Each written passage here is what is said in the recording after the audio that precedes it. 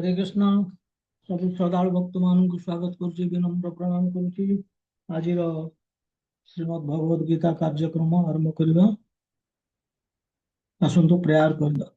ओम अज्ञानतिमिरान्धस्य ज्ञानाञ्जनशलाकया चक्षुरुन्मीलितं येन तस्मै श्रीगुरवे नमः।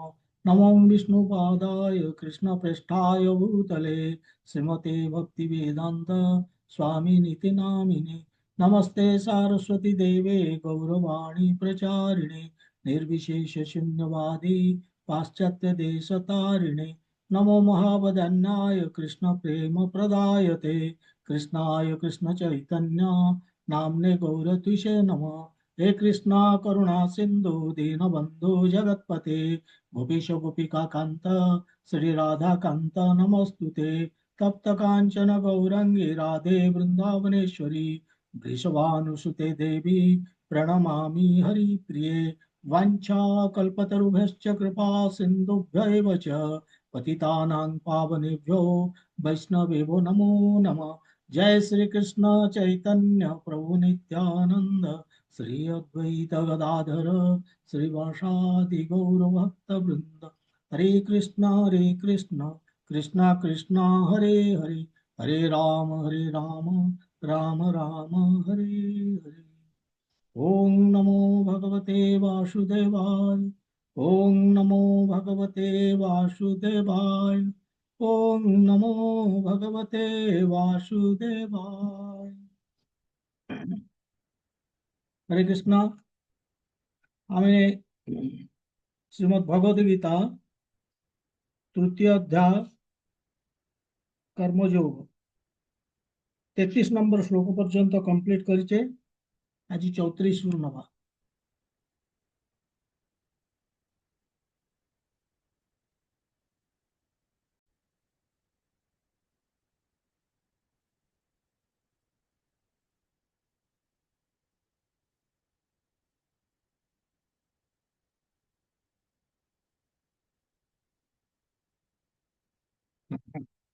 श्लोकटी एभଳି। इन्द्रियस्य इन्द्रियास्यर्थे रागद्वेषौ व्यवस्थितौ तैर्नु वशमागच्छेत् तौ हास्य परिपन्थिनौ। आउथर शुणन्तु। इन्द्रिय इन्द्रियस्य इन्द्रियस्यार्थे रागद्वेषौ व्यवस्थितौ तैर्नु वशम् आगच्छेत् तौ हास्य परिपन्थिनौ।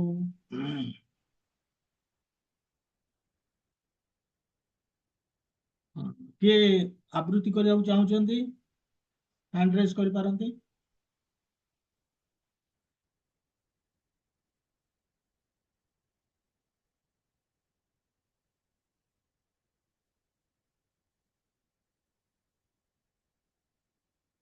ओके, ତେବେ ଆମେ ୟାକୁ ଆଲୋଚନା କରିବା। ଏଠି ମାନେ ଆମେ ଶ୍ଲୋକଟି କରିବା ପୂର୍ବରୁ ଆମେ ଜାଣିବା ଦରକାର ଯେ ଏଇ ଶ୍ଲୋକ କାହିଁକି ଭଗବାନ କହୁଛନ୍ତି ଏଠି। ଯେ ଭଗବାନ ୟା ପୂର୍ବରୁ କହିଲେ ଯେ ବିଭିନ୍ନ ପ୍ରକାରର ନୀତି ନିୟମ ଅଛି। ବୁଝେଇଲେ ସେ ଯେ ବହୁତ ନୀତି ନିୟମ ଅଛି ଶାସ୍ତ୍ରରେ ଯୋଉ ନିୟତ କର୍ମ କରିବା ପାଇଁ, କିନ୍ତୁ ଲୋକମାନେ ତାକୁ ଅନୁସରଣ କରୁନାହାନ୍ତି। ଏବଂ ସେଥିପାଇଁ ଅର୍ଜୁନ କୋଶ୍ଚିନ୍ ମାନେ ତାଙ୍କର ସ୍ୱାଭାବିକ କୋଶ୍ଚିନ୍ ଯେ ପ୍ରଶ୍ନ କଣ ନା, ଯଦି ଶାସ୍ତ୍ରରେ ଦିଆହେଇଛି ନିୟମ ନୀତି ନିୟମ ସବୁ ରଖା ହେଇଛି, ରୁଲ୍ସ ରେଗୁଲେସନ୍ସ, ଆଉ ଯଦି ସେମାନେ କରୁନାହାନ୍ତି, କିନ୍ତୁ ଶାସ୍ତ୍ରରେ ମଧ୍ୟ ତ ରୁଲ୍ସ ରେଗୁଲେସନ ନ କଲେ ସେଥିପାଇଁ ଦଣ୍ଡର ବି ମାନେ ରଖା ହେଇଛି, ଦଣ୍ଡ ମିଳିବ ବୋଲିକି, ପନିଶମେଣ୍ଟ। ନା ଲୋକମାନେ କଣ ଭୟ କରୁନାହାନ୍ତି ଏ ଦଣ୍ଡକୁ, ଏ ପନିଶମେଣ୍ଟକୁ? ସେଥିପାଇଁ କୃଷ୍ଣ ତା ପୂର୍ବ ଶ୍ଲୋକରେ କହିଲେ ଯେ ନିଗ୍ରହ କିଂ କରିଷ୍ୟତି। 33 ନମ୍ବର ଶ୍ଲୋକରେ ନିଗ୍ରହ କିଂ କରିଷ୍ୟତି, ସେକେଣ୍ଡ ଲାଇନ୍ ସେ ଶ୍ଲୋକର ସେ କହୁଛନ୍ତି ଯେ ଆମେ କୌଣସି ମାନେ ପ୍ରେସର ଦେଇକି ହଉ, କୌଣସି ମାନେ ଆମେ ଫୋର୍ସ କାହାକୁ କରିବା, ବା ଆମେ କିଛି ଦେଖେଇବା ଯେ ହଁ ଏଇଭଳି ନ କଲେ ଏଇଭଳି ମିଳିବ, ଦଣ୍ଡ ମିଳିବ, ତେଣୁ ଏଇ ଯୋଉ ଭୟ ଦେଖେଇକି ନିଗ୍ରହ, ଏଇ ଦଣ୍ଡର ଭୟ ଦେଖେଇକି ଆମେ କଣ କରିପାରିବା? କାହିଁକି ନା ଏଇ ଲୋକମାନେ, ସେମାନେ ନିଜ ଇଚ୍ଛା ଅନୁସାରେ ବା ଡେଲିଭରେଟଲି ହଉ ବା ପର୍ପସଫୁଲି ଉଦ୍ଦେଶ୍ୟମୂଳକ ଭାବରେ ସେମାନେ କରୁନାହାନ୍ତି। ସେମାନେ ତ ପ୍ରକୃତିର ତିନି ଗୁଣ ଦ୍ୱାରା ସେମାନେ ଟାଣି ହେଇଯାଉଛନ୍ତି ଅଟୋମେଟିକାଲି ସେଇ କର୍ମ କରିବା ପାଇଁ। ତେଣୁ ସେମାନେ ଏଇଭଳି ସେମାନେ କରୁଛନ୍ତି ଏବଂ ଦଣ୍ଡ ପ୍ରତି ତାଙ୍କର କଣ କିଛି ତାଙ୍କର ଭୟ ଆସିବ କଣ ପାଇଁ? ସେ ସିନା ଯଦି ଉଦ୍ଦେଶ୍ୟମୂଳକ ଭାବରେ କରୁଥାନ୍ତେ ଏ କର୍ମ ବା ଡେଲିଭରେଟଲି କରିଥାନ୍ତେ, ସେମାନେ ତ ଅଟୋମେଟିକାଲି ଟାଣି ହେଇକି ପଳଉଛନ୍ତି। ତାଙ୍କ କଣ୍ଟ୍ରୋଲ ବାହାରେ କଥାଟା ବୋଲିକି ଭଗବାନ କହୁଛନ୍ତି। ସେଥିପାଇଁ ଅର୍ଜୁନଙ୍କର ସ୍ୱାଭାବିକ ପ୍ରଶ୍ନ ଏଠି ଆସିବ ଯେ କଣ, ଯଦି ଲୋକମାନେ ଅଟୋମେଟିକାଲି ଟାଣି ହେଇକି ଯାଉଛନ୍ତି ଏଇ ଯୋଉ ପ୍ରକୃତିର ତିନି ଗୁଣ ଦ୍ୱାରା, ତାହେଲେ ଏଇ ଯୋଉ ନିୟମ ଗୁଡିକ ଦିଆହେଇଛି ଲାଭ କଣ ଦେଇକି? ସେମାନେ ତ ଦଣ୍ଡକୁ ଭୟ କରୁନାହାନ୍ତି, ସେମାନେ ତ ନୀତି ନିୟମକୁ ପାଳନ କରୁନାହାନ୍ତି, ତାହେଲେ ଏଇ ଯେତେ ନୀତି ନିୟମ ଅଛି ଶାସ୍ତ୍ରରେ ତାକୁ ରଖିକି ଲାଭ କଣ? এইଭଳି ପ୍ରଶ୍ନ ଅର୍ଜୁନଙ୍କର ସ୍ୱାଭାବିକ ପ୍ରଶ୍ନ ଆସୁଛି। ତାହାର ଉତ୍ତରରେ ଏଇ ଶ୍ଲୋକରେ ଭଗବାନ କହୁଛନ୍ତି, କଣ କହୁଛନ୍ତି? ଯେ ଏଠି କହୁଛନ୍ତି ଇନ୍ଦ୍ରିୟାସ୍ୟାର୍ଥେ, ମାନେ ପ୍ରଥମେ ଦେଖନ୍ତୁ ଏ ଲାଇନରେ ଏଠି ଏଠି ସେ କଣ କହୁଛନ୍ତି? ବ୍ୟବସ୍ଥିତ, ଗୋଟେ ଶବ୍ଦ ବ୍ୟବହାର କଲେ ବ୍ୟବସ୍ଥିତ। କହୁଛନ୍ତି ଯେ ବିଭିନ୍ନ ପ୍ରକାରର ନୀତି ନିୟମ ରଖା ହେଇଛି ଶାସ୍ତ୍ରରେ, ପ୍ରିନ୍ସିପଲ୍ସ ଫର ରେଗୁଲେସନ, ନିୟନ୍ତ୍ରଣ କରିବା ପାଇଁ ବିଭିନ୍ନ ନିୟମ ରଖା ହେଇଛି, ବ୍ୟବସ୍ଥିତ ବ୍ୟବସ୍ଥା କରାଯାଇଛି। କାହାକୁ ନିୟନ୍ତ୍ରଣ କରିବା ପାଇଁ? ରାଗ ଦ୍ୱେଷ, ଏଇ ଦୁଇଟି ଜିନିଷ, ରାଗ ଆଉ ଦ୍ୱେଷ, ଏ ଦୁଇଟିକୁ ନିୟନ୍ତ୍ରଣ କରିବା ପାଇଁ ଶାସ୍ତ୍ରରେ ବିଭିନ୍ନ ପ୍ରକାର ନିୟମ ରଖାଯାଇଛି। ଏ ରାଗ ଦ୍ୱେଷ ଏ ଦୁଇଟି, ଇଏ କୋଉଠି ଅଛନ୍ତି? ଏହାର କାହା ସହିତ ସମ୍ପର୍କ? ଏଇଠି ପ୍ରଥମ ଲାଇନରେ କହୁଛନ୍ତି ଏହାର ସମ୍ପର୍କ ହଉଛି, ରାଗ ଦ୍ୱେଷର ସମ୍ପର୍କ ହଉଛି ଇନ୍ଦ୍ରିୟ ସାଙ୍ଗରେ, ଇନ୍ଦ୍ରିୟାସ୍ୟାର୍ଥେ, ଇନ୍ଦ୍ରିୟ ଏବଂ ଇନ୍ଦ୍ରିୟ ଭୋଗ୍ୟ ବସ୍ତୁ, ଇନ୍ଦ୍ରିୟ ବିଷୟ, ସେଇ ସେଇ ମାନେ ତା ସାଙ୍ଗରେ ତାର ସମ୍ବନ୍ଧ ରାଗ ଦ୍ୱେଷ। ତ ଭଗବାନ କହୁଛନ୍ତି ଯେ ନିୟମ ଅଛି, ବ୍ୟବସ୍ଥା ନିୟନ୍ତ୍ରଣ କରିବା ପାଇଁ ରାଗ ଦ୍ୱେଷକୁ, କିନ୍ତୁ କାହା ମାନେ ଏଇ ରାଗ ଦ୍ୱେଷ କୋଉଠି ଅଛି? ନା ଇନ୍ଦ୍ରିୟ ଏବଂ ଇନ୍ଦ୍ରିୟ ଭୋଗ୍ୟ ବସ୍ତୁରେ ହିଁ ଅଛି ଏ ରାଗ ଦ୍ୱେଷ। ତାପରେ ଭଗବାନ କହୁଛନ୍ତି, ମାନେ ଶିକ୍ଷା ଦଉଛନ୍ତି, ତୟୋର୍ ନ ବଶମ୍ ଆଗଚ୍ଛତ୍, ତୟୋର୍ ମାନେ ସେଇ ଦୁଇଟି ଜିନିଷର ନ ବଶମ୍ ମାନେ ତାର ପାଲରେ ପଡନା, ନ ବଶମ୍ ଆଗଚ୍ଛେତ୍, ସେଇ ଯୋଉ ରାଗ ଦ୍ୱେଷର ମାନେ ଫସନା, ସେ ପାଲରେ ପଡନା ବୋଲିକି ଭଗବାନ କହୁଛନ୍ତି। କାହିଁକି କାହିଁକି ପଡନା ତା ପାଲରେ? ତୌ ହି ଅସ୍ୟ ପରିପନ୍ଥିନୌ, ଏ ଦୁଇଟି ମଧ୍ୟ କଣ ନା ଇଏ ଆମର ରାସ୍ତା ବଦଳେଇ ଦେବେ, ଆମକୁ ପଥଭ୍ରଷ୍ଟ କରେଇବେ। ପରିପନ୍ଥିନୌ, ଉଲ୍ଟା ରାସ୍ତାରେ ଆମକୁ ଚଲେଇ ଦେବେ, ଅର୍ଥାତ ଆମର ରାସ୍ତା ହଉଛି କଣ? ଭକ୍ତି ମାର୍ଗ, ଆମକୁ ଭକ୍ତି ମାର୍ଗରେ ଯିବାକୁ ଦେବେନି, ପଥଚ୍ୟୁତ କରେଇବେ, ଯୋଉ ରାଇଟ୍ ଡାଇରେକ୍ସନରେ ଆମେ ଯିବା କଥା ଯାଇପାରିବାନି। ତେବେ এইଭଳି ଭଗବାନ ଏ ଶ୍ଲୋକରେ କହୁଛନ୍ତି ଯେ ଇନ୍ଦ୍ରିୟ ଭୋଗ୍ୟ ବିଷୟବସ୍ତୁ ପ୍ରତି ଜୀବର ସାଧାରଣତଃ ରାଗ ଦ୍ୱେଷ ଥାଏ। ରାଗ ଦ୍ୱେଷ କୋଉଠି ଥାଏ? ଇନ୍ଦ୍ରିୟର ଥାଏ। କାହା ସାଙ୍ଗରେ? ଇନ୍ଦ୍ରିୟସ୍ୟାର୍ଥେ, ମାନେ ଇନ୍ଦ୍ରିୟ ବିଷୟରେ ବା ଭୋଗ୍ୟ ବସ୍ତୁରେ ରାଗ ଦ୍ୱେଷ। କିନ୍ତୁ ବ୍ୟକ୍ତି ଇନ୍ଦ୍ରିୟ ଆଉ ଇନ୍ଦ୍ରିୟ ଭୋଗ୍ୟ ବସ୍ତୁ ମାନଙ୍କର ନିୟନ୍ତ୍ରଣାଧୀନ ହବା ଉଚିତ ନୁହେଁ, ତା କଣ୍ଟ୍ରୋଲରେ ଆସିବା ଉଚିତ ନୁହେଁ, ତାକୁ ବରଂ କଣ୍ଟ୍ରୋଲ କରିବା କଥା। ସେଇ କଥା ଭଗବାନ କହୁଛନ୍ତି। ଯଦି ଆମେ ତା କଣ୍ଟ୍ରୋଲରେ ଆସିଗଲେ କଣ ହବ? ତସ୍ ଅସ୍ୟ ପରିପନ୍ଥିନୌ, ଏଗୁଡିକ ଆତ୍ମ ଅନୁଭୂତି ପାଇଁ ଏମାନେ କଣ? ଅନ୍ତରାୟ, ମାନେ ପ୍ରତିବନ୍ଧକ, stumbling blocks on the path of self realization। ଇଏ ହଉଛି ରାଗ ଦ୍ୱେଷ। ତେବେ ଏଇ ଯୋଉ ଶ୍ଲୋକରେ ଭଗବାନ କହୁଛନ୍ତି, ଆମେ ଦେଖିଲେ ଗୋଟେ ଜିନିଷ ଯେ ଅର୍ଜୁନଙ୍କର ସ୍ୱାଭାବିକ ପ୍ରଶ୍ନ ହଉଛି ଯେ ଯଦି ପ୍ରକୃତି ସବୁ କିଛି କରୁଛି, ପୂର୍ବ ଶ୍ଲୋକରେ କହି ଆସିଛନ୍ତି ପ୍ରକୃତି କ୍ରିୟମାଣାନି, ସେ ଶ୍ଲୋକରେ ଭଗବାନ କହିକି ଆସିଛନ୍ତି 27 ନମ୍ବର ଶ୍ଲୋକରେ, କିନ୍ତୁ କର୍ତ୍ତା ନୀତି ମନ୍ୟତେ ବୋଲିକି ସେଠି କହୁଛନ୍ତି ଆମେ ସବୁ କରୁଛେ। ତେଣୁ ସେଇ ଅନୁସାରେ ଭଗବାନ ଅର୍ଜୁନଙ୍କର ସ୍ୱାଭାବିକ ପ୍ରଶ୍ନ ଯେ ଯଦି ପ୍ରକୃତି ସବୁ କିଛି କରୁଛି ତାହେଲେ ବା ଆମେ ଯଦି ପ୍ରକୃତି ଦ୍ୱାରା ବାଧ୍ୟ ହଉଛେ, ଫୋର୍ସଡ କମ୍ପେଲ୍ଡ କର୍ମ କରିବା ପାଇଁ, ସେଇଭଳି ଯୋଉ ରାଗ ଦ୍ୱେଷ ଥାଇକି ଯୋଉ ଆମେ କରୁଛେ କର୍ମ, ଯଦି ଆମେ ବାଧ୍ୟ, ତାହେଲେ କାହିଁକି ଆମେ କର୍ମ ବନ୍ଧନ ଆମେ ତ କରୁନେ ନା। ଅର୍ଜୁନଙ୍କର ସ୍ୱାଭାବିକ ପ୍ରଶ୍ନ, ଆମେ ତ କରୁନେ, ଇଏ ତ ପ୍ରକୃତିର 3 ଗୁଣ ଦ୍ୱାରା ସବୁ ହଉଛି, ପ୍ରକୃତି ସବୁ କିଛି କରୁଛି। ଏ ଶ୍ଲୋକ ମାଧ୍ୟମରେ ଭଗବାନ ତାର ଏକ୍ସପ୍ଲେନେସନ ଦଉଛନ୍ତି, କହୁଛନ୍ତି ଯେ କର୍ମ ବନ୍ଧନ, ଅର୍ଜୁନ ଏ ଯୋଉ କର୍ମ ବନ୍ଧନ ଇଏ ଆମର ପ୍ରକୃତିର କାରଣ ଯୋଗୁ ହଉନି। ଆମେ ଯେ ପ୍ରକୃତି ଯୋଉ ପ୍ରକୃତି ଅନୁସାରେ କର୍ମ କରୁଛେ ସେଥି ଯୋଗୁ ହଉନି କର୍ମ ବନ୍ଧନ। କର୍ମ ବନ୍ଧନ କେତେବେଳେ ଆରମ୍ଭ ହଉଛି ନା ଯେତେବେଳେ ରାଗ ଦ୍ୱେଷର ସମ୍ପର୍କ ସ୍ଥାପନ ହଉଛି କାହା ସାଙ୍ଗରେ, ଇନ୍ଦ୍ରିୟ ଏବଂ ଇନ୍ଦ୍ରିୟର ଭୋଗ୍ୟ ବସ୍ତୁ ସାଙ୍ଗରେ। ଏ ରାଗ ଦ୍ୱେଷ କୋଉଠି ଥାଏ, ଇନ୍ଦ୍ରିୟରେ। ଏବଂ ଯେତେବେଳେ ଇନ୍ଦ୍ରିୟ ଭୋଗ୍ୟ ବସ୍ତୁ ପ୍ରତି ଏ ରାଗ ଦୋଷର ସମ୍ପର୍କ ସ୍ଥାପନ ହେଲା, ସେତିକି ବେଳେ ଆରମ୍ଭ ହୋଇଯାଏ କର୍ମବନ୍ଧନ। ସେଇଠୁ ଭଗବାନ ଏଇ ଜିନିଷ ଏଠି କହୁଛନ୍ତି, ଆମର 10ଟା ଇନ୍ଦ୍ରିୟ, କର୍ମେନ୍ଦ୍ରିୟ 5ଟି, ଜ୍ଞାନେନ୍ଦ୍ରିୟ 5ଟି, ଆଉ ଗୋଟିଏ ଇନ୍ଦ୍ରିୟ ଅଛି ସେ ହଉଛି ମନ, ସେ ହଉଛି 11th ଇନ୍ଦ୍ରିୟ। ସେ କଣ କରୁଛି ନା ଏ 10 ଇନ୍ଦ୍ରିୟକୁ ଚଲାଉଛି, ମନ। ଏବଂ ଆମେ ଏଇ 11 ଇନ୍ଦ୍ରିୟରେ ଡୁବିକି ଅଛେ, ଆମେ ଏନଗେଜ ଏଇ 11 ଇନ୍ଦ୍ରିୟରେ। କିନ୍ତୁ ଇନ୍ଦ୍ରିୟ ଭୋଗ ପାଇଁ ଭଗବାନ ବ୍ୟବସ୍ଥା କରିଛନ୍ତି। ଆମ ପାଖରେ ଇନ୍ଦ୍ରିୟ ଅଛି, ଇନ୍ଦ୍ରିୟ ଭୋଗ୍ୟ ବସ୍ତୁ ଅଛନ୍ତି, କିନ୍ତୁ ଏ ଇନ୍ଦ୍ରିୟକୁ ଭୋଗ କରିବା ପାଇଁ ତାର ବ୍ୟବସ୍ଥା ଦରକାର, ଭଗବାନ ବି କରିଛନ୍ତି। ଆମେ ସେଇଥିପାଇଁ ଆସିଛେ ସଂସାରକୁ,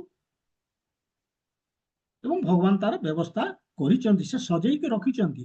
ଓ କାହାକୁ ନା ରାଗ ଦ୍ୱେଷ, ରାଗ ଦ୍ୱେଷ ଆମର ଥିବା ଦରକାର କୋଉଠି ନା ଇନ୍ଦ୍ରିୟରେ, ତାହେଲେ ଆମେ ଇନ୍ଦ୍ରିୟ ଭୋଗ କରିପାରିବା।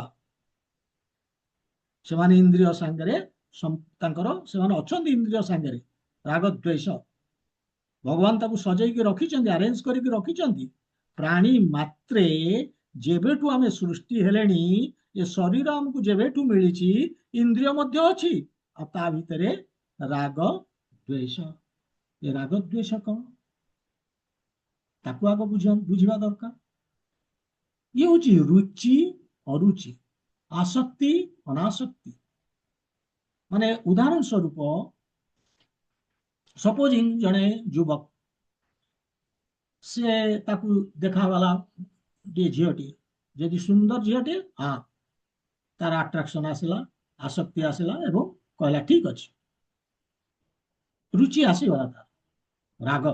କିନ୍ତୁ ଯଦି ଦେଖିବାକୁ ସୁନ୍ଦର ନାହିଁ, ୟାକୁ ଦୂର କର୍ମ, ଅର୍ଥାତ୍ ଇଏ ହଉଛି ଦ୍ୱେଷ, ଇଏ ହଉଛି ଅରୁଚି। ତେଣୁ ଏଇ ରାଗ ଦ୍ୱେଷ ଦିଟାକ, ରୁଚି ଆଉ ଅରୁଚି, ଏ ଦିଟା ଯାକ ଅଛି ଇନ୍ଦ୍ରିୟରେ। ଏବଂ ଇଏ କାହା ପ୍ରତି, ରାଗ ଦ୍ୱେଷ ଇନ୍ଦ୍ରିୟରେ ଅଛି, କିନ୍ତୁ କାହା ପ୍ରତି ଇଏ ହୁଏ, ଇନ୍ଦ୍ରିୟର ବିଷୟ ପ୍ରତି, ଇନ୍ଦ୍ରିୟ ଭୋଗ୍ୟ ବସ୍ତୁ ପ୍ରତି। ଆମେ ଏଇଥିରେ ଫସିକି ଅଛେ, ଏଇ ରାଗ ଦ୍ୱେଷରେ ଆମେ ଏଇଠି ଅଟକି ଯାଇଛେ। ଏବଂ ଫଳରେ କଣ କରୁଛେ ନା ଆମର ଏତେ ଆସକ୍ତି ଯେ ଆମେ ମାନେ ସୀମା ଉଲ୍ଲଂଘନ କରିକି ଆମେ ଇନ୍ଦ୍ରିୟ ଭୋଗ କରୁଛେ, unrestricted sense enjoyment. which is the cause of material engagement। आमे जो बंधन रे पड़ुचे तार कारण ही होची ए राग द्वेष। unrestricted sense enjoyment।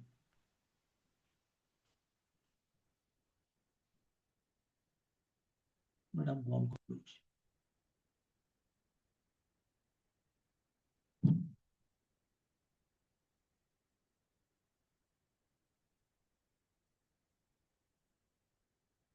तबे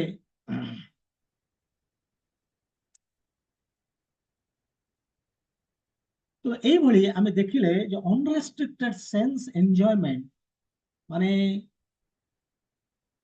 ଆମେ କିଛି ତାର ମାନେ ଗୋଟେ ଲିମିଟ ଫିକ୍ସ କରିନେ ଅନଲିମିटेड सीमा उल्लंघन करुचे आमे इंद्रिय भोग करुचे जोटा कि आमे जोटा कर्म बंधन रो कारण एवं एटी देखो भगवान जो कहले प्रथम कथा व्यवस्था गोटे जिनस आ गोटे व्यवस्थित व्यवस्था माने अरेंजमेंट सजै के रखिबा एटा सेटा राग द्वेष को भगवान अरेंज करके रखिचंती एति पई जे आमे आसीचे दुनिया को उपभोग करिया पई उपभोग केमति करिवा जदि राग द्वेष इंद्रिय रे न रहिबो आमे उपभोग करि परिबानी ये व्यवस्था भगवान करिचंती किंतु भगवान कहउचंती व्यवस्था तो माने आकु ए व्यवस्था को व्यवस्थित करने को पड़िबो नियंत्रण करने को पड़िबो।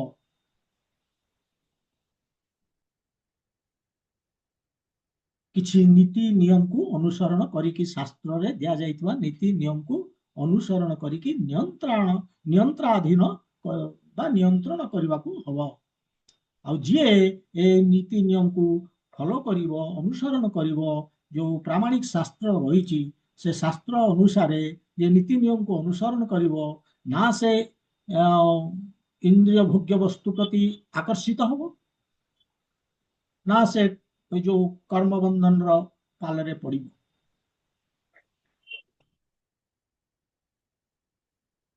तेणु नियंत्रण करने को पड़िबो किंतु ये भौतिक जगत रे आमे बहुत लोग अछंती जो माने कहउछंती यार ई नीति नियम आमे फेडअप ये हमको बांधी के रखुची या करना से करना डूज डोंट्स आमे हमर दरकार स्वाधीनता किंतु जदि आमे देखिबा स्वाधीनता प्रकृति रे कोन आमे जो असली स्वाधीनता कथा आमे कहउचे एक्चुअल फ्रीडम सेटा कोन जेतेबेले आमे नीति नियम द्वारा बांधी जाउचे सेटा ही स्वाधीनता कहीं की ना जेतेबेले आमे नीति नियम रे बांधी होउने कोन होउची आमे प्रकृति रो तीन गुण द्वारा बांधी हो जाउचे। जदि प्रकृति रो तीन गुण द्वारा बांधी होके आमे कर्म कले ताले आमे फ्री केतेबेले हेले आमे तो निजे करने सब तो प्रकृति करूची आमे फ्री केतेबेले हेले आमे स्वाधीन केतेबेले हेले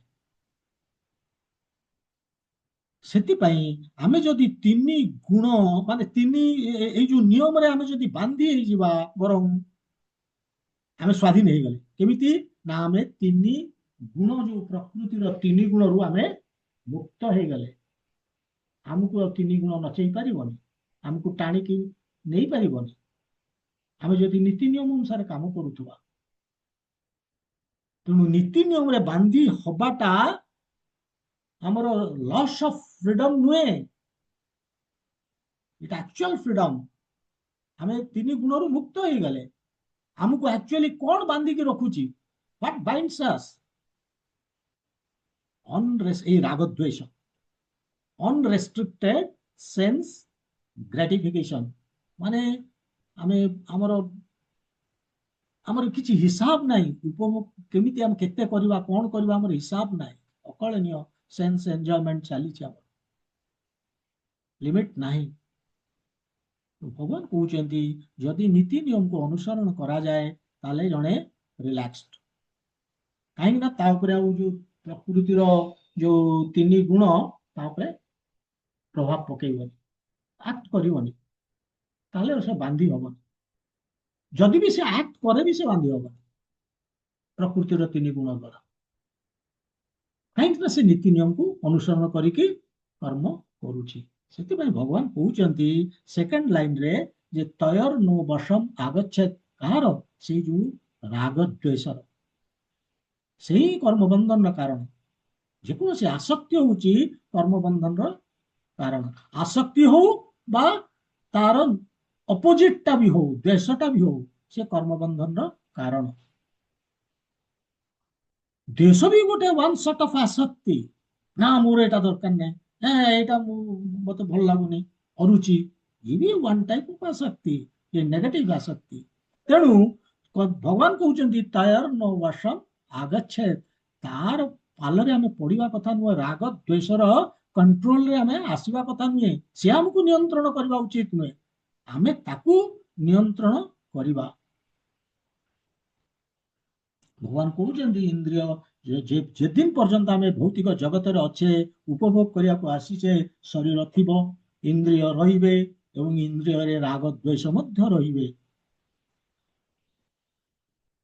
କିନ୍ତୁ ଆମକୁ କଣ୍ଟ୍ରୋଲ କରିବାକୁ ପଡିବ ଏ ରାଗ ଦ୍ୱେଷକୁ। ବ୍ୟବସ୍ଥିତ ଯୋଉ କହୁଛନ୍ତି ସେଇ ଜିନିଷ ଭଗବାନ କହୁଛନ୍ତି ଯେ ବ୍ୟବସ୍ଥା କରିକି ରଖିବାକୁ ପଡିବ। ଯେତିକି ଆମର ମାନେ ରାଗ ଦ୍ୱେଷ ଦରକାର, ଆମେ ସେତିକି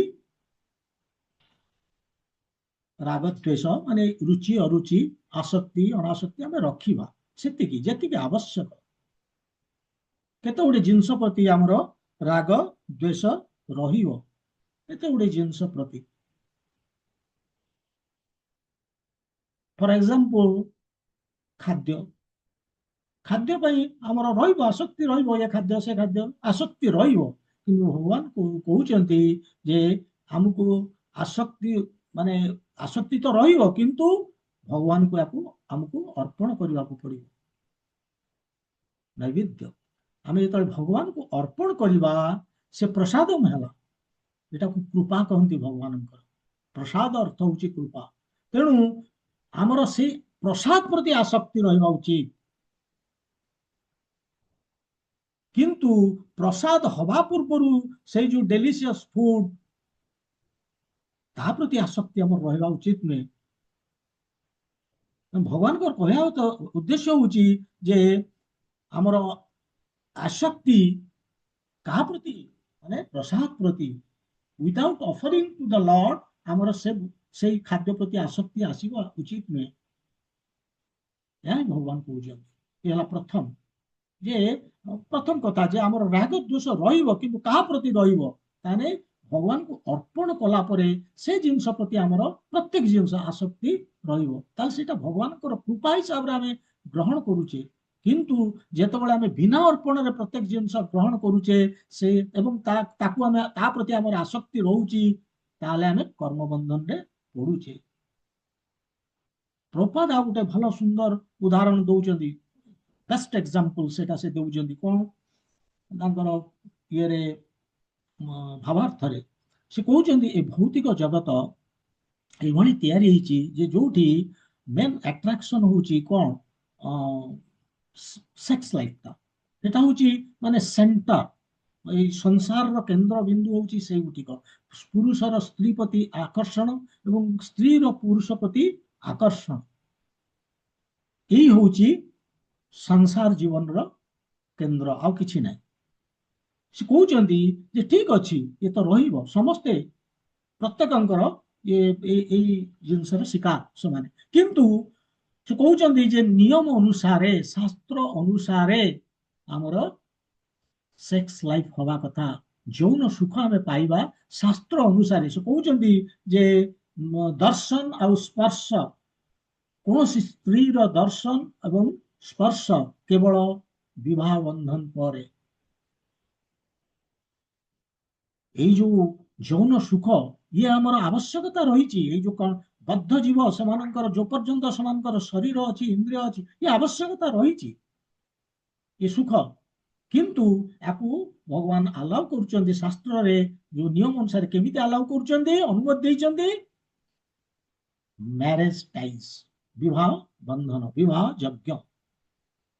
ଆମର ମାନେ ବୈଦିକ ଶାସ୍ତ୍ରକୁ ଏଇଭଳି ମାନେ ଜିନିଷଟା ଏଇଭଳି, ଯୋଉଟା କି ଆମର ବୈଦିକ ମାନେ ଶାସ୍ତ୍ର ଅନୁସାରେ ଆଧାରିତ, ବୈଦିକ कल्चर जोटा आम कहे संस्कृति से वैदिक साहित्य शास्त्र अनुसार चली आमर संस्कार संस्कृति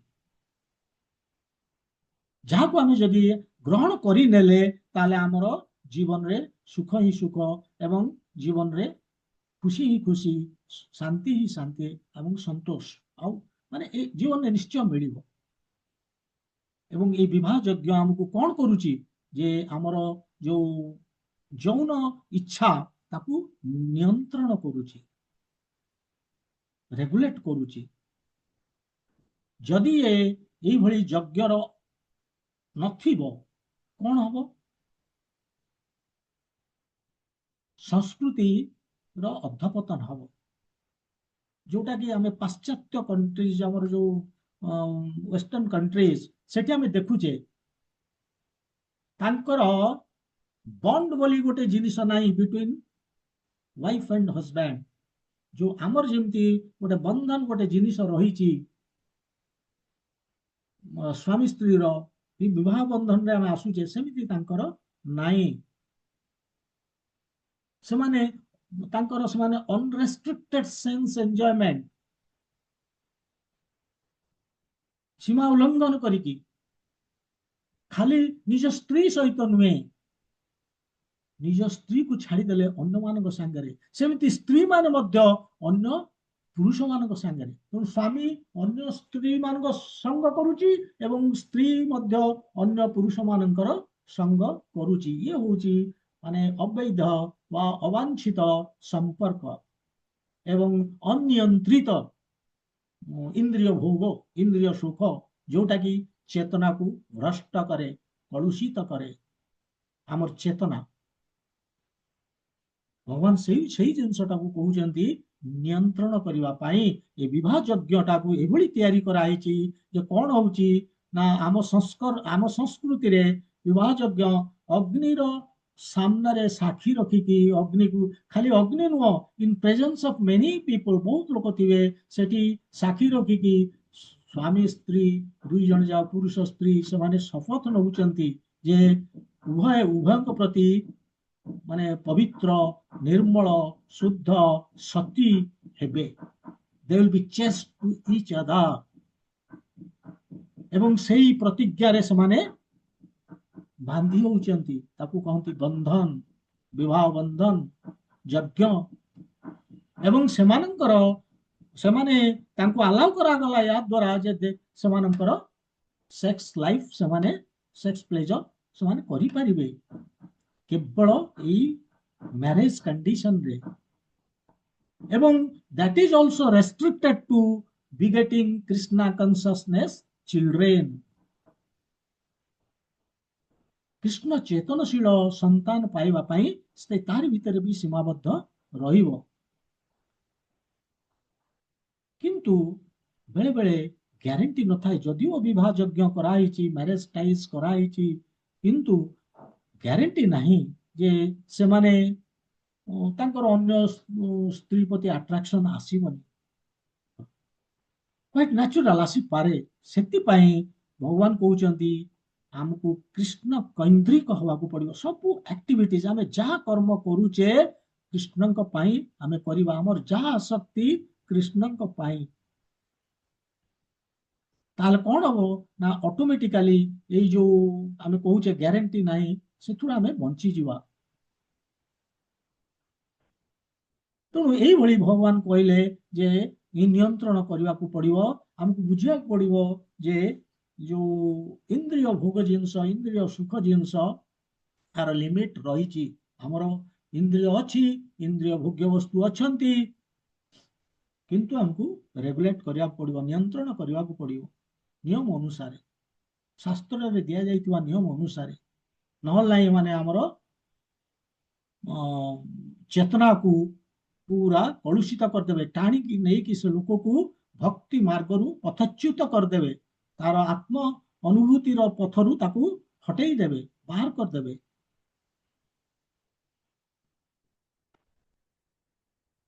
तेणु ये हूँ बहुत इंपोर्टेंट आपको बुझा पड़ो आपको बुझा पड़ो जे एटलिस्ट हमको शरीर कहीं दिया जाइए व्हाई दिस बॉडी ये सत्य जे शरीर मिली आमको आम उपभोग करने आमर अल्टरनेटिव भगवान पाखे अल्टरनेटिव किसी नाला आम उपभोग करवा शरीर मध्यम तेणु शरीर देते किंतु यार मध्य आउ गोटे उद्देश्य होती बुझा पड़ो जे शरीर अल्टीमेट गोल कौन आम कौन करवा दरकार शरीर रे आम खाली सेंस एंजॉयमेंट को अल्टीमेट गोल करके रखीचे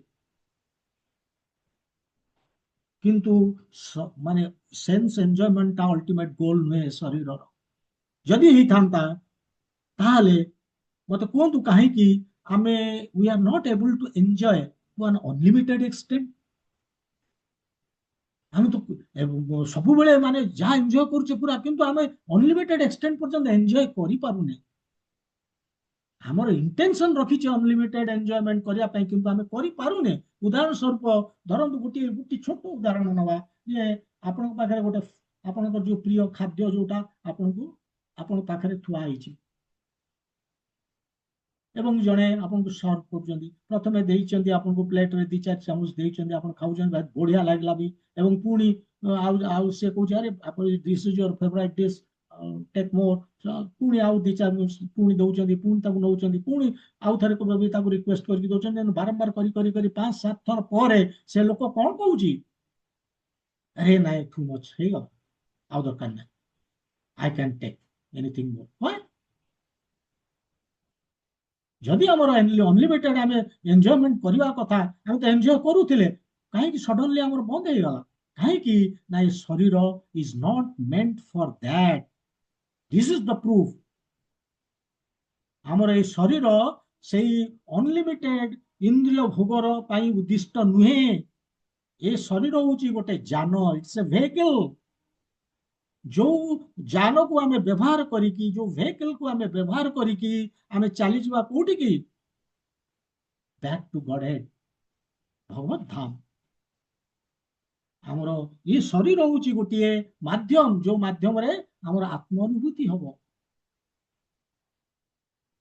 अन्य शरीर रे आम करिपारिबानी पशु पक्षी गछ पत्र ये शरीर आम करिपारिबानी ये शरीर बहुत दुर्लभ सेतिपाई ये शरीर अर्थ हूँ जे आम आमर सेल्फ रियलाइजेशन तेणु आमको नियंत्रण करने को पड़ो काहाकू राग द्वेष भगवान श्लोक कहते ये जोड़िए जिनस को से इंपोर्टान्स देते राग द्वेष इंद्रिय अच्छी इंद्रिय रे ही राग द्वेष अच्छा इंद्रिय रे एवं राग द्वेष भी देइचंदी भगवान ताको सजाई रखिचंदी उपभोग करने कहते रेगुलेट कर जदियो मु रखी रेगुलेट कर जदि अनलिमिटेड करूथुबो ताले तमे ता पाले पड़गल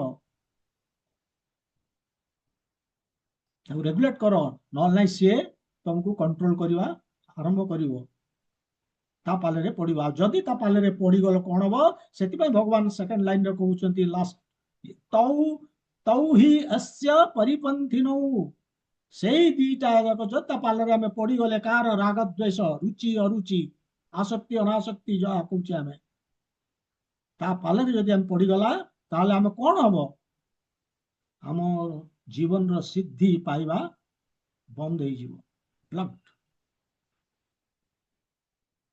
ये हूँ दीटा आमर शत्रु राग द्वेष आमको सिद्धि पाइबारे केबे हेले सहाय हेबेनी माने स्टम्बलिंग ब्लॉक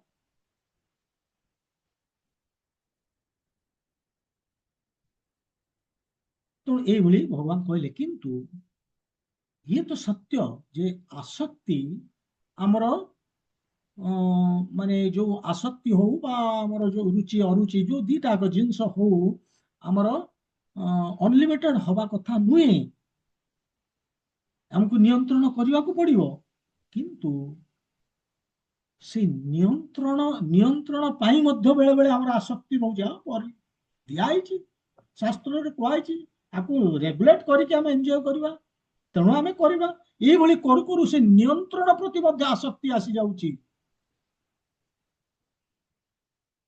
ताकू मध्य अवॉइड करिवार हमर अछि सेतिपई ए जो वैदिक शास्त्र हमको लिमिट देखौची को पर कोन केमिति କାହିଁକି ନାହିଁ, କାହିଁକି ଆମର ଭଗବାନ ଏଠି କହୁଛନ୍ତି ଯେ ଆମର ଆସକ୍ତି ଇଭେନ୍ ରେଗୁଲେଟେଡ୍ ସେନ୍ସ ଏନ୍ଜୟମେଣ୍ଟ ପାଇଁ ମଧ୍ୟ ଆସକ୍ତି ଆସି ଯାଇପାରେ। ଦ୍ୟାଟ୍ ସୁଡ୍ ବି ଆଭଏଡେଡ୍, ତାକୁ ଆମକୁ ଆଭଏଡ୍ କରିବାକୁ ପଡିବ। କାହିଁକି ନା ଏ ଆସକ୍ତି ଆଜିର ନୁହେଁ। ଏ ଇନ୍ଦ୍ରିୟ ଭୋଗ ଯୋଉ କରିବା ଜିନିଷଟା ଇଏ ଆଜି ଜନ୍ମ ହେଇନି, ଏ କୋଉ ଜନ୍ମରୁ ଆମ ପାଖରେ ଅଛି ଏ ଟେଣ୍ଡେନ୍ସି। ଜନ୍ମ ଜନ୍ମ ଧରି ଏ ଟେଣ୍ଡେନ୍ସି ଆମେ ଆମ ଭିତରେ ସେ ରହିଛି ଏବଂ ତାକୁ ଧରିକି ଆମେ ଚାଲିଛେ। ଯେତେବେଳେ ଆମେ ଦେଖି ଦଉଛେ କୌଣସି ଏକ ଭୋଗ୍ୟ ବସ୍ତୁ, ଇଚ୍ଛା ହଉଛି ଆମର ଭୋଗ କରିବା ପାଇଁ। ତେଣୁ ନିୟନ୍ତ୍ରିତ ମାନେ ଇନ୍ଦ୍ରିୟ ସୁଖ ସତ୍ୟ ମଧ୍ୟ ମାନେ କହିବାର ଉଦ୍ଦେଶ୍ୟ ହଉଛି there is a chance of falling down, ପତନ ହବାର ଚାନ୍ସ ଅଛି। ଆମେ ରେଗୁଲେଟେଡ ସେନ୍ସ ଏନ୍ଜୟମେଣ୍ଟ କଲେ ମଧ୍ୟ ଆମର ପତନ ହେଇଯିବାର ରହିଛି। ତେଣୁ ଏଇ ଆସକ୍ତି ଜିନିଷ ଯୋଉ ରେଗୁଲେଟେଡ ସେନ୍ସ ଏନ୍ଜୟମେଣ୍ଟ ପାଇଁ ନିୟନ୍ତ୍ରିତ ୱେରେ ଆମେ ଯୋଉ ମାନେ ଇନ୍ଦ୍ରିୟ ଭୋଗ କରିବା, ତା ପ୍ରତି ଯୋଉ ଆସକ୍ତି ତାକୁ ଆମକୁ ଆଭଏଡ କରିବାକୁ ପଡିବ। କେମିତି କରିବା? That is important. ଏତିକି ଆମେ କରିପାରିଲେ ଆମେ ବହୁତ ଜିନିଷ କରିପାରିଲେ, ଦ୍ୟାଟ୍ ଇଜ ଇମ୍ପୋର୍ଟାଣ୍ଟ। ଏବଂ ସେଭଳି ଯଦି ଆମେ ଆମର ଭଗବାନ କହୁଛନ୍ତି ତମେ ରେଗୁଲେଟେଡ ୱେରେ କର, ନିୟନ୍ତ୍ରଣ କର ତାକୁ, ଠିକ ଅଛି, କିନ୍ତୁ ସେ ନିୟନ୍ତ୍ରଣ ପ୍ରତି ଯୋଉ ଆସକ୍ତି ମଧ୍ୟ ତାକୁ ମଧ୍ୟ ପରିତ୍ୟାଗ କରିବାକୁ ପଡିବ। ତାହେଲେ ଆମେ ଜିତିଗଲେ। ଏବଂ କେମିତି କରିବା? ଗୋଟିଏ ବାଟ, ସେଇଟା ଭଗବାନ କହିଛନ୍ତି ତା ପୂର୍ବ ଶ୍ଲୋକରେ ମଧ୍ୟ ସେ କହିଦେଇକି ଆସିଛନ୍ତି, ମମ ବର୍ତ୍ତାନୁବର୍ତ୍ତନ୍ତେ ବୋଲିକି ଗୋଟେ ଜାଗାରେ କହିନାହାନ୍ତି? ହଁ, ମମ ବର୍ତ୍ତାନୁବର୍ତ୍ତନ୍ତେ ମନୁଷ୍ୟ ପାର୍ଥ ସର୍ବସ୍ୱ। ସେଠି ଯଦିଓ ଭଗବାନ କହୁଛନ୍ତି ଯେ ମତେ ଅନୁସରଣ କରୁଛନ୍ତି, ତାର ଅର୍ଥ ବି ସେଇଆ ଏଠି ଏକ୍ଜାକ୍ଟଲି ସେଇ ଜିନିଷ ଯେ କେବଳ ମମ ବର୍ତ୍ତାନୁବର୍ତ୍ତନ୍ତେ ମାନେ କେବଳ ମୋରି ଶିକ୍ଷା ମାନେ ମାନେ ଇଏ କର କଣ, କୃଷ୍ଣ ଚେତନଶୀଳ ହୁଅ, ଏହା ହିଁ କହୁଛନ୍ତି। କୃଷ୍ଣ ଚେତନଶୀଳ, କୃଷ୍ଣ ଭାବନାରେ ଆସିଯାଅ। ସେଥିପାଇଁ ପ୍ରଭୁପାଦ ପର୍ପୋଟରେ ଏବଂ ପ୍ରଥମ ଲାଇନ ଏବଂ ଲାଷ୍ଟ ଲାଇନ ଦେଖନ୍ତୁ କଣ ଲେଖୁଛନ୍ତି, ଯେଉଁମାନେ କୃଷ୍ଣ ଚେତନାରେ ଥାନ୍ତି, ଆରମ୍ଭ କଲେ। ଏବଂ ଲାଷ୍ଟ ଲାଇନ ମଧ୍ୟ ଏଠି କହୁଛନ୍ତି, ସମସ୍ତ ପ୍ରକାର ଇନ୍ଦ୍ରିୟ ସୁଖ ଭୋଗକୁ ବିରତ ହେବା ବିଧି ପରିମାଣତଃ ବ୍ୟକ୍ତିକୁ କୃଷ୍ଣ ଚେତନା ସ୍ତରରେ ଉପନୀତ କରାଏ। ତାମାନେ ଦୁଇଥର ଏମ୍ଫାସିସ ଦଉଛନ୍ତି କୃଷ୍ଣ ଚେତନା ଉପରେ ପ୍ରଭୁପାଦ, ଆରମ୍ଭରେ ଏବଂ ଶେଷରେ ତାଙ୍କର ଭାବାର୍ଥରେ।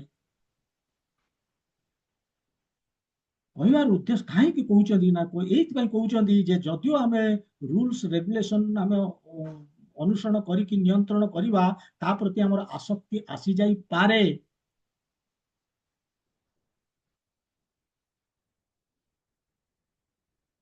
ମାନେ ସେ ଗୋଟେ ଉଦାହରଣ ଦେଇଛନ୍ତି ଯେ ପ୍ରଭୁପାଦ ରାଜପଥ ରାଜପଥକୁ ଯେମିତି ତିଆରି କରାହେଇଛି, ବହୁତ ମାନେ ହିସାବ ନିକାଶ କରିକି ତିଆରି ହେଇଛି, ଏଠି ସୁରକ୍ଷିତ। କିନ୍ତୁ ଏହାର ଅର୍ଥ ନୁହେଁ ଯେ ମୁଁ ଡ୍ରାଇଭ କରିକି ଯିବି ଏବଂ କୌଣସି ମୁଁ ଗ୍ୟାରେଣ୍ଟି ଦେଇପାରିବିନି ମୋର କୌଣସି ଆକ୍ସିଡେଣ୍ଟ ନହବ ବୋଲି କି। କଣ ନା ଏଟା ରାଜପଥ, ଏଠି ହବନି, ନାଇଁ ସେମିତି କିଛି ମାନେ ନାହିଁ। ଭଗବାନ କହୁଛନ୍ତି ଦେयर ଇଜ ଚାନ୍ସ ଅଫ ଫଲିଂ, ପତନ ହେଇପାରେ। ଅଜାମିଲର କେମିତି ପତନ ହେଇଥିଲା? ଅଜାମିଲ ବି ବ୍ରାହ୍ମଣ ଥିଲା।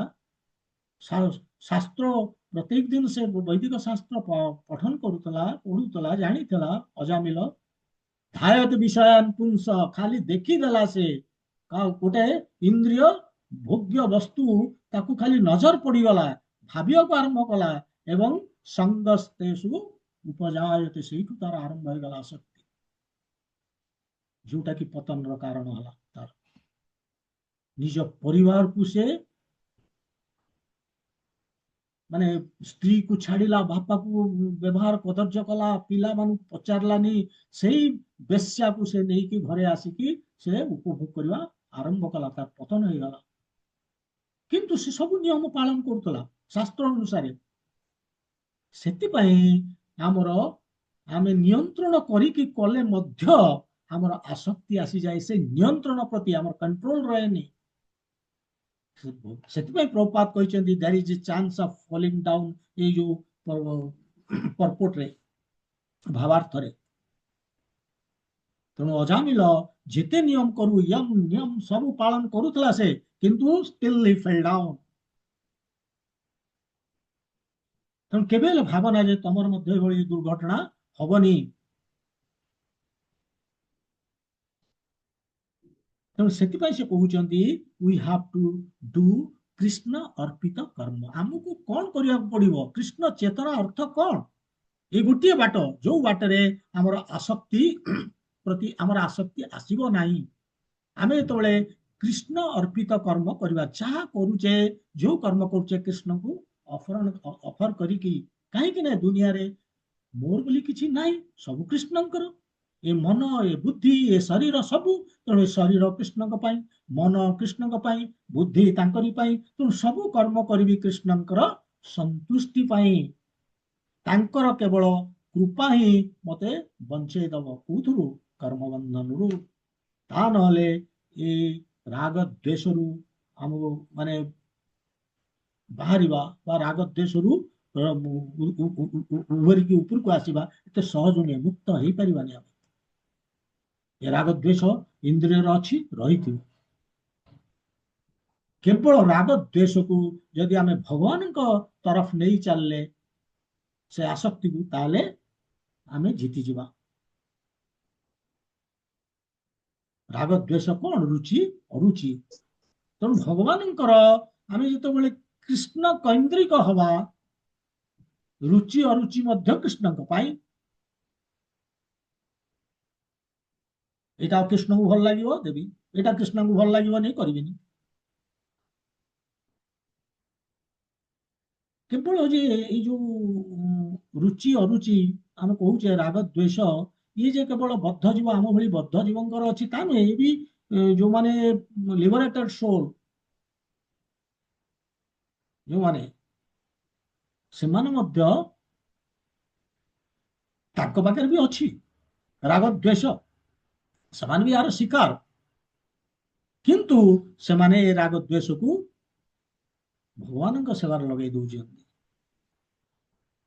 ଆମର ତୃତୀୟ ସ୍କନ୍ଧରେ, ଭାଗବତମର ତୃତୀୟ ସ୍କନ୍ଧରେ ସେଠି ଆମେ ଦେଖିବା ବୈକୁଣ୍ଠ ବିଷୟରେ ବହୁତ କଥା କୁହାଯାଇଛି। ସେଠି ଗୋଟେ କଥା ଏଇ ପ୍ରସଙ୍ଗରେ ଆସିବ, ସେଠି ମାନେ ଭକ୍ତ ଅଛନ୍ତି, ସେଠି କେବଳ କିଏ ରହୁଛନ୍ତି ବୈକୁଣ୍ଠରେ? ଭକ୍ତ। ସେଠି ବଦ୍ଧ ଜୀବ ନାହାନ୍ତି, ସବୁ ଲିବରେଟେଡ ସୋଲ୍ସ, ମୁକ୍ତ। ଏବଂ ସେଇ ଭକ୍ତମାନେ, ସେମାନେ ଦେଖିବାକୁ କେମିତି? ସେଇ ଭଗବାନଙ୍କ ଭଳି ସଚିତାନନ୍ଦ। ତାଙ୍କ ପାଖରେ ରାଗ ଦ୍ୱେଷ ନାହିଁ। ଯଦିବା ରାଗ ଅଛି ଭଗବାନଙ୍କ ପ୍ରତି, ଯଦିବା କୌଣସି ରୁଚି ଆସକ୍ତି ଅଛି ଭଗବାନଙ୍କ ପ୍ରତି,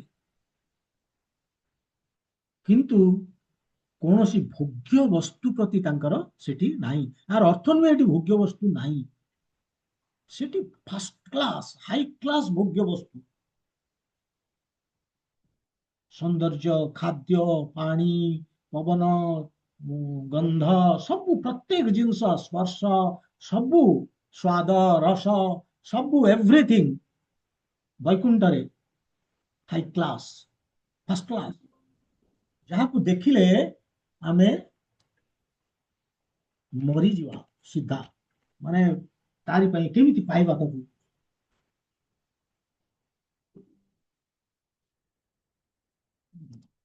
ବ୍ୟାଟେରୀ କମାଇଲା। ତେଣୁ ସେଠି ଅଛି, କିନ୍ତୁ ଭକ୍ତମାନେ ତାଙ୍କର କୌଣସି ଆସକ୍ତି ନାହିଁ ଏଇ ହାଇ କ୍ଲାସ ଜିନିଷ ଭୋଗ୍ୟ ବସ୍ତୁ ପ୍ରତି। କୋଉଠି? ବୈକୁଣ୍ଠରେ। କାହିଁକି? ସେମାନେ ଅଲରେଡି କୃଷ୍ଣଙ୍କ ପ୍ରତି ସେମାନଙ୍କର ଆସକ୍ତି। ସେମାନେ କଣ କରୁଛନ୍ତି ନା, ଯେତେ ହାଇ କ୍ଲାସ ଏଇ ଜିନିଷ ମୁଁ କହିଲି ଯୋଉ ଭୋଗ୍ୟ ବସ୍ତୁ ଅଛି, ସବୁ କୃଷ୍ଣଙ୍କ ସେବାରେ ଲଗେଇ ଦଉଛନ୍ତି। ସେଠି ଅଛି ଭୋଗ୍ୟ ବସ୍ତୁ, କିନ୍ତୁ ସେମାନେ ଲଗେଇ ଦଉଛନ୍ତି। ତେଣୁ କେବଳ ଯେ ଆମର ଅଛି, ଆମ ପାଖରେ ରାଗ, ରାଗ ଦ୍ୱେଷ ସବୁଠି ଅଛି, କିନ୍ତୁ ମାନେ ମୁକ୍ତ ଲୋକ ଯିଏ ଲିବରେଟେଡ ସୋଲ ତାର ବି ଅଛି। ଆମ ଭଳିଆ ବଦ୍ଧ ଜୀବ ଅଛି, ଆମେ କଣ କରୁଛେ ନା ରାଗ ଦ୍ୱେଷକୁ ରଙ୍ଗ ୱେରେ ଆମେ ୟୁଟିଲାଇଜ କରୁଛେ, କିନ୍ତୁ କୃଷ୍ଣଙ୍କ ସେବାରେ ଲଗାଉଛନ୍ତି କିଏ? ନା ଯୋଉମାନେ ମୁକ୍ତ ଲିବରେଟେଡ ସୋଲ୍ସ, ଭକ୍ତ ସେମାନେ ସେଠି। ତାଙ୍କର ଆସକ୍ତି କୃଷ୍ଣଙ୍କ ପ୍ରତି, ତେଣୁ ଯେତେ ଭୋଗ୍ୟ ବସ୍ତୁ କୃଷ୍ଣଙ୍କ ସେବାରେ ଲଗେଇ ଦଉଛନ୍ତି। ସେମିତି ଆଉ ଗୋଟେ ବି ପ୍ରଭୁପାଦ କହୁଛନ୍ତି ଯେ ଏଇ ଯୋଉ ଭୌତିକ ଜଗତ ଇଏ ହଉଛି ମୈଥୁନାଗାର, ତାକୁ ଏଇଭଳି ନାମ ଦେଇଛନ୍ତି। ସେ କହୁଛନ୍ତି ଯେ ଏଠି ମାନେ ଏଠି ଯେମିତି ସ୍ତ୍ରୀ ପୁରୁଷ ବା ପୁରୁଷ ସ୍ତ୍ରୀ ପ୍ରତି ଯୋଉ ଆକର୍ଷଣ, ବୈକୁଣ୍ଠରେ ମଧ୍ୟ ସ୍ତ୍ରୀ ପୁରୁଷ ଅଛନ୍ତି, ସେଠି ବି ସ୍ୱାମୀ ସ୍ତ୍ରୀ ରହୁଛନ୍ତି। ଏବଂ ସେଠି ତ ସ୍ତ୍ରୀ ମାନେ ଦେଖିବାକୁ ବହୁତ ସୁନ୍ଦର, ମାନେ ସୁନ୍ଦରତା ବଢି ବଢି ଯାଉଛି। ଏଇ ହେଲା ମର୍ତ୍ତ୍ୟଲୋକ, ମର୍ତ୍ତ୍ୟଲୋକରୁ ସ୍ୱର୍ଗ ଲୋକରେ ଆହୁରି ବଢିଆ ସୁନ୍ଦର, ତାଠୁ ତପଲୋକ, ଜନଲୋକ, ବ୍ରହ୍ମଲୋକ, ଏମିତି ହେଇକି ବୈକୁଣ୍ଠରେ ଯେତେବେଳେ ପହଞ୍ଚିବ ଫାର୍ଷ୍ଟ କ୍ଲାସ ହାଇ କ୍ଲାସ, ସେଠି ବହୁତ ସୁନ୍ଦର ସବୁ ରହୁଛନ୍ତି, ବହୁତ ସୁନ୍ଦର, ମୋଷ୍ଟ ବ୍ୟୁଟିଫୁଲ। କିନ୍ତୁ ନା ସ୍ତ୍ରୀର ସ୍ୱାମୀ ପ୍ରତି ନା ସ୍ୱାମୀର ସ୍ତ୍ରୀ ପ୍ରତି ଆସକ୍ତି ଅଛି। ସେବା କରୁଛନ୍ତି ସେମାନେ, ଉଭୟଙ୍କର ସେବା କରୁଛନ୍ତି, ଆସକ୍ତି ନାହିଁ। ଉଭୟ ପରସ୍ପର ପ୍ରତି ଆସକ୍ତି ନାହିଁ। କାହିଁକି ନା ଅଲରେଡି ସେମାନଙ୍କର କୃଷ୍ଣଙ୍କ ପ୍ରତି ଆସକ୍ତି, ତାଙ୍କ କୌଣସି ଜିନିଷ ଆକର୍ଷଣ କରିପାରୁନି। ଏତେ ସେମାନେ ଆଟ୍ରାକ୍ଟେଡ ହେଇଯାଇଛନ୍ତି, ଆକର୍ଷିତ ହେଇଛନ୍ତି କୃଷ୍ଣଙ୍କ ପ୍ରତି, ଏତେ ଆସକ୍ତି କୃଷ୍ଣଙ୍କ ପ୍ରତି, ତାଙ୍କୁ ଆଉ କୌଣସି ଜିନିଷ ଆକର୍ଷଣ କରୁନି। ତେଣୁ ଗୋଟିଏ ବାଟ ହଉଛି ଏ ରାଗ ଦ୍ୱେଷ, ଯୋଉ ଦୁଇଟି ଜିନିଷ ଏଠି ଭଗବାନ କହୁଛନ୍ତି, ଯୋଉ ଦିଟା ହିଁ ଆମର ପରମ ଶତ୍ରୁ କର୍ମ ବନ୍ଧନର, ଏ ରାଗ ଦ୍ୱେଷ ଯାହାକି ଇନ୍ଦ୍ରିୟରେ ଅଛି, ଏବଂ ଇନ୍ଦ୍ରିୟ ଭୋଗ୍ୟ ବସ୍ତୁ ପ୍ରତି ହିଁ ରାଗ ଦ୍ୱେଷ ଆମର ରହୁଛି। ଏକୁ ବଞ୍ଚିବାକୁ ହେଲେ ଏଥିରୁ ଆମକୁ କୃଷ୍ଣ ଚେତନାରେ ଡୁବିବାକୁ ପଡିବ। ମାନେ ଯୋଉ ପର୍ଯ୍ୟନ୍ତ ଆମେ, ଗୋଟେ ବଡ ଜିନିଷ ହଉଛି ଆମେ ଯୋଉ ପର୍ଯ୍ୟନ୍ତ ମାନେ ଦୂଷିତ ହେଇନେ, କଣ୍ଟାମିନେଟେଡ ହେଇନେ, ବା ଆମର ପତନ ହେଇନି, ଆମର ଭକ୍ତି କରି, ଯଦି ପତନ ହେଇଗଲା ତାହେଲେ ତ ବହୁତ ଡିଫିକଲ୍ଟ। ଯୋଉ ପର୍ଯ୍ୟନ୍ତ ହେଇନି ଆମକୁ ଭକ୍ତି କରିବାକୁ ପଡିବ। ଭଗବାନ କହୁଛନ୍ତି ଡୁ ମାଇ ଭକ୍ତି, ମୋର ମୋର ମତେ ମୋର ଭକ୍ତି କର, ଆସକ୍ତି ମୋଠି ରଖ। ସେଥିପାଇଁ ପ୍ରହ୍ଲାଦ ମହାରାଜ ସିଏ ଯେତେବେଳେ ତାଙ୍କର 5 ବର୍ଷର ପିଲା, ସିଏ କେତେ ଜ୍ଞାନ ତାଙ୍କର, ସିଏ ତାଙ୍କର ଯୋଉ ଷଣ୍ଡ ଅମର୍କ ଯୋଉ ତାଙ୍କର ଗୁରୁ, ଯୋଉମାନେ ଗୁରୁଙ୍କ ଯେତେବେଳେ ରିସେସ ହୁଏ, ରିସେସରେ ତାଙ୍କର ଯୋଉ ସାଙ୍ଗମାନେ ତାଙ୍କୁ ତାଙ୍କର କ୍ଲାସ ନିଅନ୍ତି। ସେଇ ବିଷୟ, ସେ ଏଇ ଜିନିଷ ସେ ଗୋଟେ ଜାଗାରେ କହୁଛନ୍ତି ଯେ ଏ ଧର୍ମ କୌମାର ଆଚରେତ ପ୍ରଜ୍ଞ, କୌମାର ଆଚରେତ ପ୍ରଜ୍ଞ, ଯୋଉମାନେ ବିଜ୍ଞ ପଣ୍ଡିତ, ସେମାନେ ଏଇ ଯୋଉ କୁମାରରୁ, ମାନେ ଫ୍ରମ ଦ ଚାଇଲ୍ଡହୁଡ ସେମାନେ କଣ କରିବେ, ଧର୍ମାନ ଭଗବତାନ ଇହ, ମାନେ ଯୋଉ ଭକ୍ତି ଆରମ୍ଭ କରିବେ ଏଇ ଯୌବନରୁ, ବଚପନରୁ, ଚାଇଲ୍ଡହୁଡରୁ, ସବୁ ଆକର୍ଷଣ ତାଙ୍କରି ପ୍ରତି।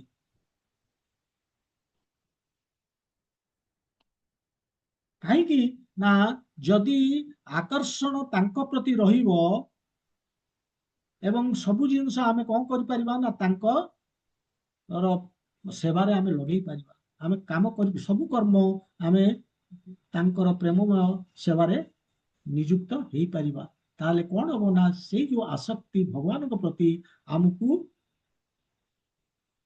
ଅନାସକ୍ତ କରେଇଦବ, ଯୋଉ ଇନ୍ଦ୍ରିୟ ଭୋଗ୍ୟ ବସ୍ତୁ ପ୍ରତି ଯୋଉ ଆସକ୍ତି। ଏଇ ହଉଛି ଗୋଟିଏ ବାଟ। ତେବେ ଏଇଭଳି ଭଗବାନ କହିଲେ। ତେବେ କିନ୍ତୁ ଏଇ କଥା ଯେତେବେଳେ ଅର୍ଜୁନ ଶୁଣୁଛନ୍ତି, ତାଙ୍କ ମାଇଣ୍ଡରେ ଆସିପାରେ ଯେ ସିଏ ତ, ତାଙ୍କ ପାଖରେ ଏଇ ଆଟାଚମେଣ୍ଟଟା ଅଛି ନା, କିନ୍ସମ୍ୟାନ, ତାଙ୍କର ନିଜ ଲୋକ ସ୍ୱଜନ, ସେ ତ କହୁଛନ୍ତି ଏଇ ଡ୍ୟୁ ଟୁ ରାଗ ଆଣ୍ଡ ଦ୍ୱେଷ ମତେ ଭଲ ଲାଗୁନି ଯୁଦ୍ଧ କରିବାକୁ, ଦ୍ୱେଷ ରୁଚି ନାହିଁ ମୋର, ମୋର ଆସକ୍ତି ମୋର ନିଜ ଲୋକଙ୍କ ପ୍ରତି ରାଗ, ତେଣୁ ମୁଁ ଯୁଦ୍ଧ କରିବାକୁ ଇଚ୍ଛା ଲାଗୁନି, ମୁଁ କେମିତି ମାରିବି। ତେଣୁ ସେ କହୁଛନ୍ତି ଏଥିରୁ ତ ସେ ବାହାରି ପାରୁନାହାନ୍ତି। ତେଣୁ ସେ କହୁଛନ୍ତି ଯେ ଏଇ ନୀତି ନିୟମ ଯୋଉ ରଖା ହେଇଛି, ଯୋଉ ବିଭିନ୍ନ ପ୍ରକାର ଧର୍ମ, ସେ କହୁଛନ୍ତି ସେ ଗୋଟେ ଭଲ କୋଶ୍ଚିନ୍ ମାନେ ତାଙ୍କ ମାଇଣ୍ଡରେ ଆସୁଛି ଯେ ମୁଁ ୟାକୁ ଛାଡିଦେବି, ମାନେ ମୋର ଯୋଉ ସ୍ୱଧର୍ମ ମୁଁ ମୋ ସ୍ୱଧର୍ମଟାକୁ ନ କରିକି ମୁଁ ଅନ୍ୟ କାହାର ସ୍ୱଧର୍ମଟାକୁ କରିବି। ମାନେ ସେ କହୁଛନ୍ତି କିଏ? ସେ ହଉଛନ୍ତି ନିଜେ କ୍ଷତ୍ରିୟ। ସେ ଭାବୁଛନ୍ତି ଯେ ମୁଁ କ୍ଷତ୍ରିୟର ସିନା କଲାକୁ ମୋତେ ଯୁଦ୍ଧ କରିବାକୁ ପଡୁଛି, ମୁଁ ଯଦି ବ୍ରାହ୍ମଣର ଧର୍ମଟା କରିବି। ସେଥିପାଇଁ next Shloka is very important. ସେ କହୁଛନ୍ତି ଯେ ଡୁ ନଟ୍ ଇମିଟେଟ୍ ଅଦର୍ସ, କାହାକୁ ଅନୁକରଣ କର ନା, ଡୁ ୟୋର ଡ୍ୟୁଟି। ଭଗବାନ ସେଇଠି କହିବେ 35 ନମ୍ବର ଶ୍ଲୋକରେ ସେ ବିଷୟ ବୁଝେଇବେ। ତେଣୁ ଏଇଭଳି ଆମେ ଦେଖିଲେ ଯେ ରାଗ ଦ୍ୱେଷ ଏ ଦୁଇଟି ଆମର ସ୍ଥିର ଶତ୍ରୁ, ତେଣୁ ୟାକୁ ନିୟନ୍ତ୍ରଣ କରିବାକୁ ଅଛି।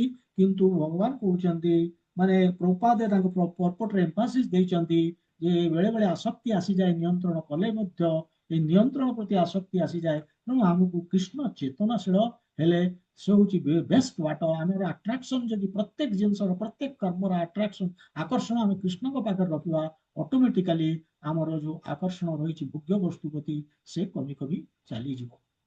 ଆମେ ଡିଟାଚଡ ହେଇଯାଇପାରିବା, ଯିଏକି ଆମକୁ କର୍ମବନ୍ଧନର କାରଣ, ଆମେ ସେଥିରୁ ମୁକ୍ତ ହେଇଯିବା। এইଭଳି ଭଗବାନ କହିଲେ। ତେବେ ଆଜି ସମୟ ହେଇଯାଇଛି, ଆଜି ଆଉ ବେଶୀ ନେକ୍ସଟ ଶ୍ଲୋକ ନେଇପାରିବାନି,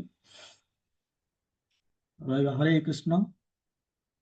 ग्रंथराज श्रीमद् भगवद गीता की जय, श्रीला प्रभुपाद की जय, गौर भक्त वृंद की जय। हरे कृष्ण।